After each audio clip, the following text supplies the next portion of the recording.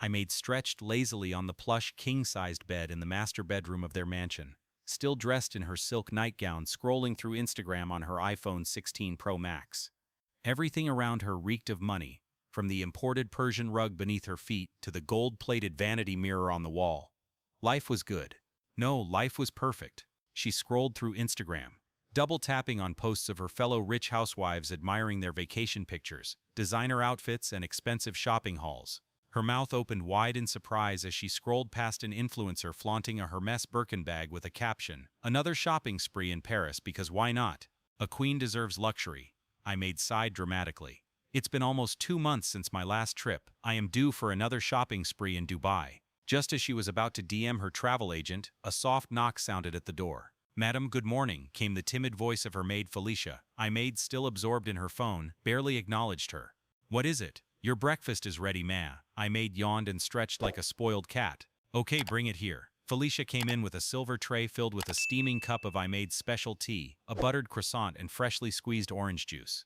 I-maid sat up and took a sip of the tea, but immediately frowned. "What is this?" she snapped. Felicia froze. "Madam, this tea is not hot enough. Do you expect me to drink this nonsense?" Felicia trembled. I thought it was the right temperature, madam." I-maid pushed the tray aside. "Take this nonsense away and bring me another one. Make sure it is exactly 75 degrees. Yes, madam." Felicia hurried away, not wanting to risk further insults. I-maid sighed dramatically and returned to her phone. "These workers in this house are getting useless by the day. Abu must hire new staff." Her rich husband Abu was a young businessman who had built an empire from real estates and oil ventures. He had married I-maid out of love, hoping she would grow into a responsible woman. But instead she turned into a full-time liability, a lazy wife who did nothing but shop, eat, and post on social media. Abu had tried. He had tried to set her up in business, to encourage her to do something meaningful. But she refused, claiming she wasn't born to suffer. That evening Abu had just returned from work. As he stepped into their mansion, his eyes landed on the dozens of shopping bags scattered across the living room. He frowned. Not again. I-maid was curled up on the couch, giggling at something on her phone. She didn't even look up when he entered. I-maid, his deep voice broke the silence. She looked up. "Welcome, darling." Abu slowly approached her, still looking at the insane amount of shopping bags. "Where is all this from?" She smiled. "Just some new arrivals. My stylist said I needed an upgrade." Abu shook his head. I-maid, do you even know how much you have spent this week?" I-maid shrugged. "What is the big deal? It's not like you can't afford it." "That is not the point." Abu spat out. I-maid, you've spent 10 million naira in the past 5 days alone." I-maid rolled her eyes. "And so?" Abu rubbed his forehead. "Do you ever think about saving, investing, doing something meaningful with your time?" I-maid laughed. "Darling, that is why I married a rich man. To enjoy life. You make the money, I spend it. It's a win-win." Abu stared at her speechless. He had always known that I-maid was spoiled, but this was pure irresponsibility. "I have tried, I-maid," he said slowly. "I have tried to set up businesses for you. I got you a salon, a fashion line, a supermarket." I-maid frowned. "God forbid me sitting in a shop from morning to night like a common woman. Never." Abu looked at her unbelievably. "I-maid, do you think money falls from the sky?" She stood up and placed her hands on her hips. "Abu, let's be realistic here. You are a billionaire. Why should I stress myself when I can just enjoy my life?" Abu sighed. "That is the problem. You don't want stress, but life can be unpredictable. You need to learn responsibility. What if something happens to me?" I-maid laughed coldly. "God forbid, my dear. Something happened to you? You that is richer than Dangote?" Abu's eyes darkened. He had never felt this level of disappointment before. How can a woman have no ambition or sense of responsibility? And worst of all, she refused to change. For the first time since they got married, Abu regretted his decision. He swallowed hard and stepped back, shaking his head slowly. "All right."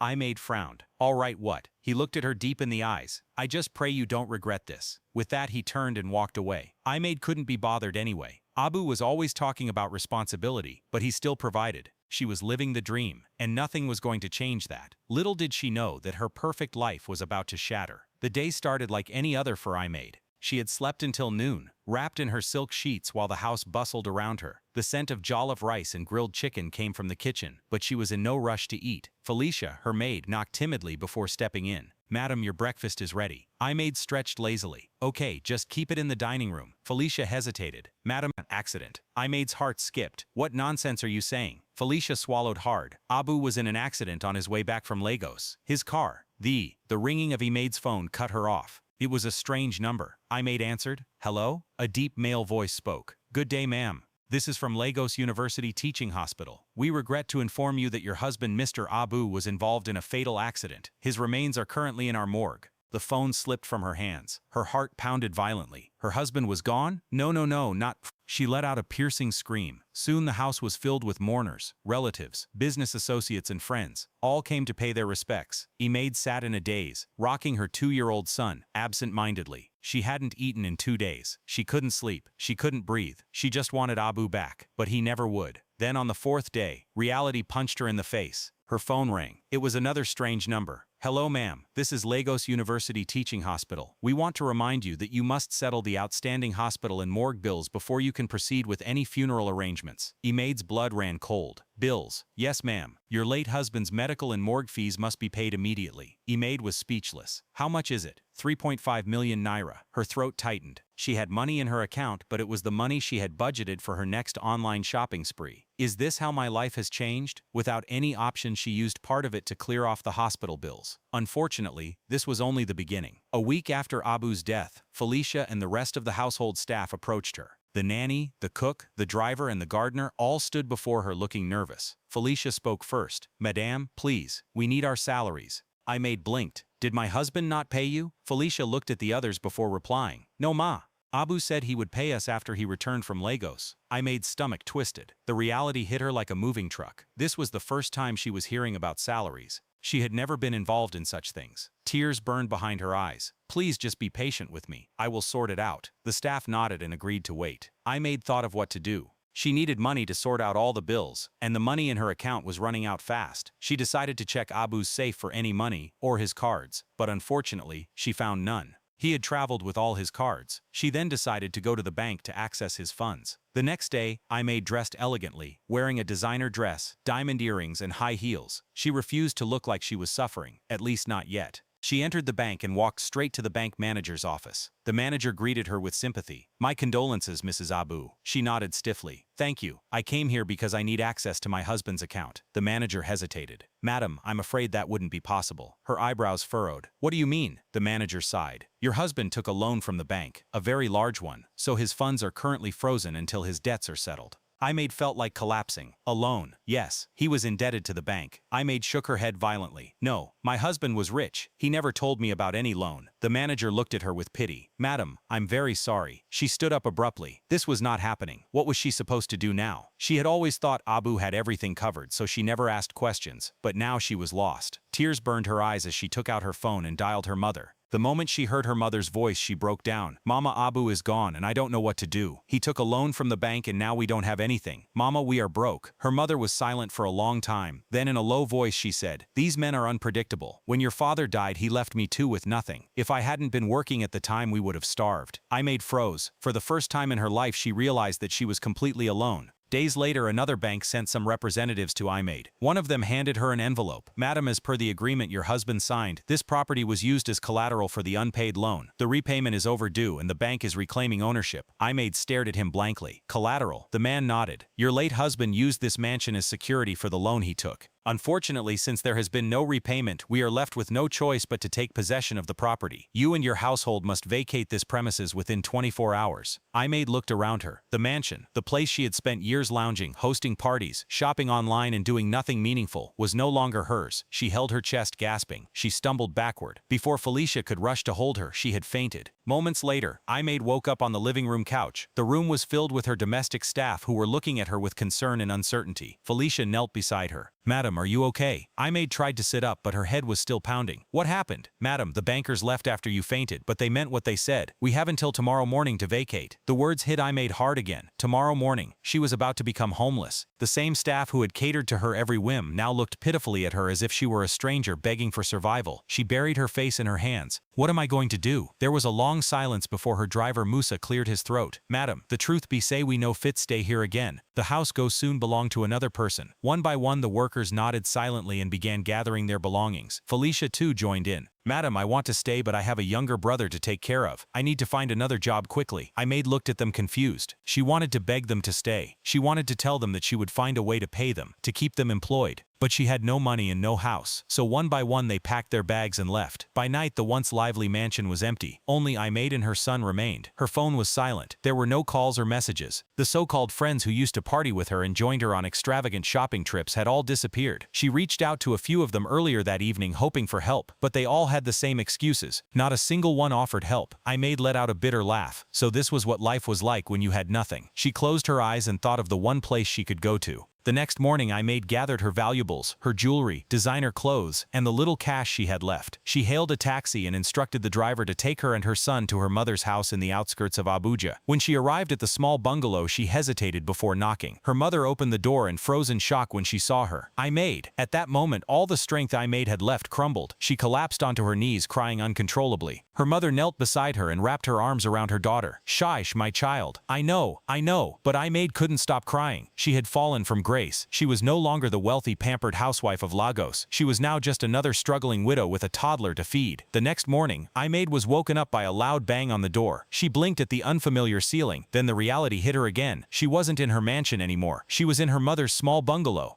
She sat up slowly, feeling stiff from sleeping on the simple mattress. She came out and saw her mother standing, holding out a broom and a mop to her. Imaid frowned. "What is that for?" Her mother looked at her sternly. "Imaid, this is not your Lagos mansion. You will clean this house, bath your child, and find something to do with your life." Imaid froze. "Mother, you expect me to clean?" Her mother folded her arms. "Who do you expect to do it for you? Your invisible maids?" Imaid put on a pitiful face. "Mother, I just lost my husband. I don't think I can—" But her mother cut her off sharply. "And what do you think I lost when your father died? You think life will pause for you because you lost a husband? My dear, the earlier you wake up the better. Go and sweep the house now." Imaid had no choice but to swallow her pride and do as she was told. It took Imaid twice as long to finish the sweeping. She was exhausted and wanted nothing more than to collapse, but her mother wasn't done with her. "Go and bathe your son," she instructed, pointing towards the small bathroom. Imaid stared at her helplessly. "Felicia used to do that." Her mother looked irritated. "Well, Felicia is not here. Go and bathe your own child." Without arguing further, Imaid lifted her son and carried him into the bathroom. "If I don't adjust, who will take care of him?" She had no choice now. She had to learn. Later that evening, Imaid sat with her mother at the dining table, eating a simple meal of iba and okra soup. She barely had an appetite. For the first time in years, she was forced to eat basic food. No fancy steak, no exotic pasta, no imported champagne. She pushed her plate away and sighed. "Mother, I don't know what to do." Her mother looked at her seriously. "Then figure it out." "But I have no money." Her mother smiled. "But you have expensive clothes, jewelry, handbags. Things that cost more than some people's life savings." Iba stared at her mother in horror. "Mother, are you telling me to sell my things?" Her mother shrugged. "No, maybe you can just sit there and starve." Iba's tears burned. She turned and looked at her son, who was sleeping peacefully on the couch, and she realized she had no choice. She had to provide for him. The next morning she called a reseller, arranged a meeting, and sold over 80% of her designer clothes, bags, and jewelry. The money she raised was nowhere near the wealth she once had, but it was enough to start up something. Now she needed a plan. Ibus researched businesses she could start with the little money she had. After much thought, she settled on selling groceries and raw foodstuff in a small rented shop. Her mother helped her find a decent shop in the market area, and within a week she had stocked up on bags of rice, beans, yams, vegetables, and cooking ingredients.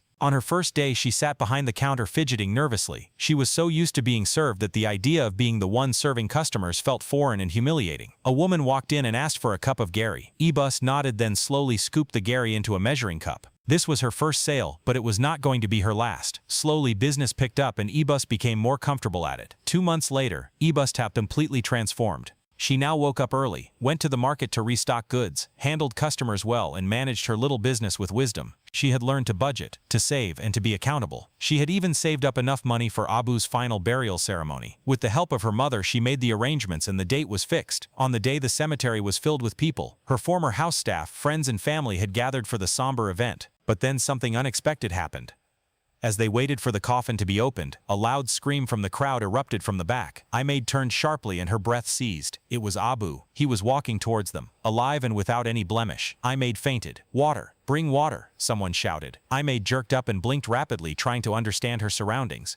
When her eyes finally focused, she saw him again. Abu, her husband. No, her dead husband. He was standing right before her. She screamed and wanted to run, but Abu held her back. "Imaid, calm down. Stay away from me. You are dead. We saw the accident. Your body was destroyed." The crowd murmured in confusion. Some of the former housemaids and staff exchanged terrified glances. "Is this a ghost?" someone whispered. Abu looked at her deeply. "Imaid, I'm not dead." Imaid's eyes widened in disbelief. This was not possible. It couldn't be possible. Her husband had died. The hospital had confirmed it. The bank had repossessed everything. She had been thrown out of her house and forced to struggle for survival. She had cried, suffered, fought for her life and changed into a completely different person. And now, yeah, he was alive? No, it had to be a dream. Abu exhaled deeply. Let's go somewhere private. I will explain everything. No, Ahmed yelled back. Explain everything right here in front of everyone. Because if I have suffered publicly, you will have to explain publicly. Abu hesitated and then he told the truth. I faked my death. Ahmed blinked. You what? I had no other choice, Abu continued. I had to teach you a lesson. For years I tried to make you reason, to make you responsible, to prepare you for life, but you never listened. Ahmed's chest tightened. Wait, what are you talking about? Abu shook his head. Ahmed, I begged you. I offered to set you up with a business. I gave you opportunities but you refused to work. You spent millions on shopping, but saved nothing. You treated life like it would always be smooth. But life is unpredictable. Ahmed and I needed you to understand that before it was too late. Ahmed's lips trembled. Oh wow, so you just disappeared. Do you have any idea what I went through? Do you have any idea how I suffered? Abu nodded slowly. I know exactly what you went through because I watched you. Her breath paused. You what? Abu took a deep breath. I never really left Ahmed. I stayed in the background. I had people keeping an eye on you. Ahmed couldn't believe her ears. Abu, you let me suffer. You let your son suffer. You let me hit rock bottom and believe I had lost everything. Abu looked at her painfully. Because you needed to understand. If I had told you it was a test, you would have ignored the lesson. Ahmed's whole body trembled. She wanted to scream, to hit him, to demand why he put her through hell. But then she paused. Because deep down she knew he was right. She needed the change. She needed to grow. From being the entitled lazy wife who believed in easy wealth, she needed to learn to hustle, to value money, to work hard and to appreciate survival. Her anger and humiliation clutched with a painful realization. Abu held her hands. I